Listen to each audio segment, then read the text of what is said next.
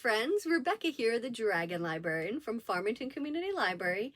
And I've got Kala here with me today, and we are here to talk about a really special book that I think will appeal to a lot of people, especially if you are fans of a very particular genre that has been taking the literary world by storm the past, well, I'd say probably the past year or two, really. So this book, I think, is going to really, really appeal to people who are fans of the romantasy genre. So the romantasy genre is a subgenre of books that feature heavily stories of fantasy and romance all in one.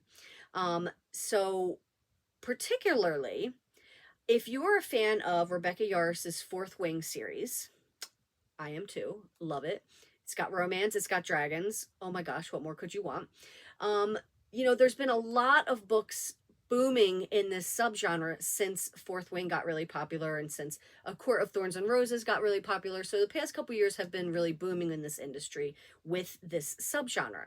So maybe you are a person who really, really loves Fourth Wing. You just finished Onyx Storm, the newest book, and you're just looking for another good book that is a fantasy, that's a romance, maybe that contains dragons in it. If you are, I have the perfect book for you. And that book is called When the Moon Hatched by Sarah Parker. Now, this book I feel like is really well known in some circles, but then not really well known in others. So I first heard about this book. It was a huge sensation on Book Talk, which is a part of TikTok community. But outside of that, I haven't really heard a lot about this. So when I did hear about it and I learned, okay, this is a book about dragons, it's a fantasy series, but it's also has a lot of romance in it, I was like, I need this. I need this in my life absolutely immediately. So I got it, I read it, and I absolutely loved it. And like I said, I think it will really appeal to a lot of you who love that subgenre. And even if you don't, if you're maybe just looking to read a fantasy book or to read a romance book and you haven't read anything in the romantasy genre yet and you want to make a start, maybe try this one. So this book, I do want to say, it is very long. It's almost, I want to say it's almost 600 pages. So the thing about that, though, is that the world building in this book is absolutely incredible. There is so much lore and there is so much mythology just steeped within the pages of this book that you're going to want to sink into it and never come out. And it can be a little overwhelming, especially if you're somebody who is maybe not familiar with a lot of fantasy and you haven't read it before. But that's okay, because the author provides a really awesome glossary in the front of the book, which if you get lost and you hear a term or you read something that you're not sure about, you can refer back to that, which is very helpful. And I always find that glossaries are just fantastic with books like this, particularly with fantasy books. There's a really great introduction also that brings the lore of this world to light and helps you understand what is going on.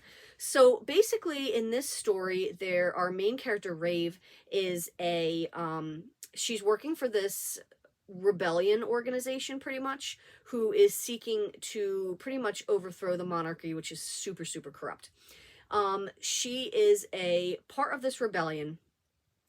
She kills and she murders. She's kind of a mercenary, murders people who are preying on others, people who have been marked out by this rebellion as figures to get rid of.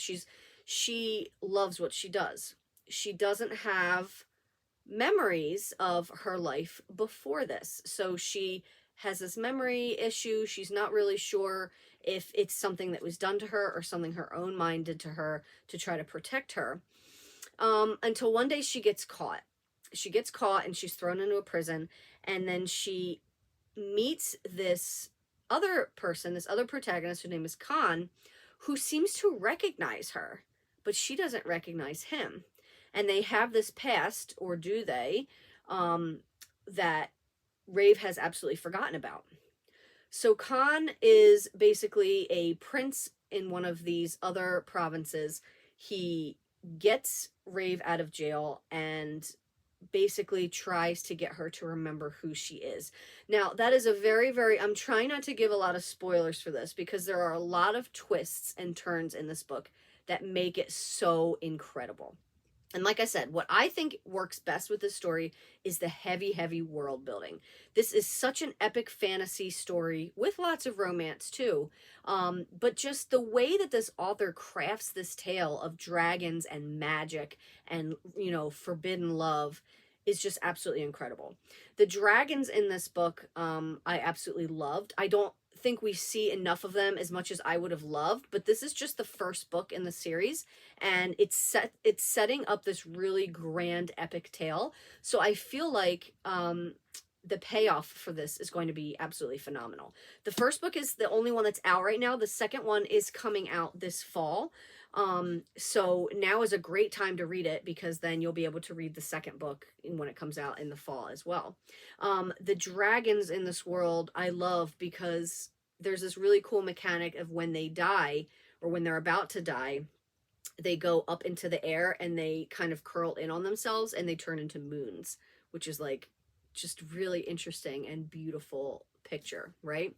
So if you are a fantasy fan looking for something new, if you're a fan of Fourth Wing, if you're a fan of fantasy romance stories, particularly ones that feature dragons, give this one a shot. Like I said, I've heard a lot about it in certain communities, but I haven't heard a lot of other people talking about it, and I really think that they should because this book is really fantastic. Writing is just beautiful, the characters are cool and interesting, and the world building is just it's great.